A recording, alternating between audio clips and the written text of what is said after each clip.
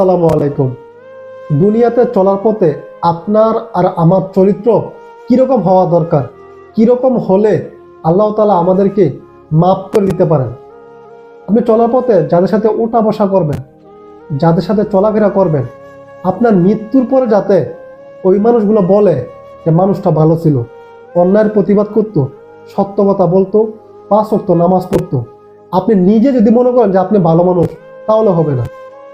যাদের সাথে চলাফেরা করতেন, যে সমাজে আপনি ওঠা বসা করতেন, সেই সমাজের মানুষ, পাড়া প্রতিবেশী, আপনার আত্মীয় স্বজন যদি বলে যে মানুষটা ভালো ছিল, তাহলে আপনার মৃত্যুর পরে যদি আপনার কোনো সমস্যা থাকে, আপনার কোনো পাপ আল্লাহ তাআলার কাছে থেকে থাকে, তাহলে আল্লাহ তাআলা আপনার এই মানুষগুলোর কথা শুনে হয়তো কবর থেকে আপনাকে মাফ করে দিবে, আপনার কবরটা মাফ হয়ে যেতে পারে।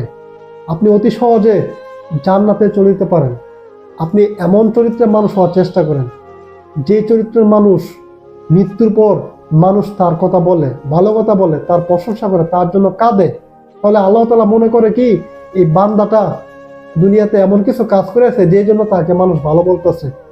আল্লাহ তাআলা কিন্তু সবকিছু জানে, জানার পরও আমরা অনেক সময় বলি না যে আমি একটা কাজে যাচ্ছি, যদি একটা সুপারিশ পাইতাম, একটা রেফারেন্স পাইতাম, তাহলে হয়তো ওই কাজটা আমি অতি সহজে পাই যেতাম। যেমন চাকরির ক্ষেত্রে যদি আমাদের মামু খালু থাকে, তাহলে আমাদের অতি সহজে চাকরি হয়ে যায়। ঠিক একইভাবে মনে করেন, যদি দুনিয়াতে আপনি ভালো কাজ করতে পারেন, মানুষের সাথে ভালো আচরণ করেন, সমাজের চোখে আপনি ভালো মানুষ হয়ে থাকেন, তাহলে আপনার মৃত্যুর পরে অবশ্যই মানুষ আপনার প্রশংসা করবে, আপনার জন্য আল্লাহ তাআলার কাছে দোয়া করবে, আল্লাহ লোকটা অনেক ভালো ছিল, আল্লাহ তার যদি কোনো ভুল পানি থেকে থাকে, আপনি আপনার রহমতের চাদরে তাকে ডাকে নেন, তার সবকিছু আল্লাহ আপনি মাফ করে দিয়ে তার কবর থেকে সমস্ত বালা মুসিবত আপনি উঠায় নেন।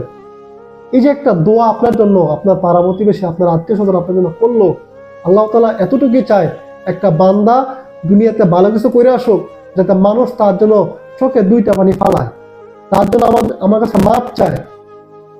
এমন চরিত্রের মানুষ হওয়ার চেষ্টা করেন। যদি চলার পথে কোনো মানুষের সাথে খারাপ ব্যবহার করেন, তার কাছে মাপ চান, ভাই আমি শয়তানের ধোঁকায় পড়ে আপনার সাথে এই অন্যায়টা করছি।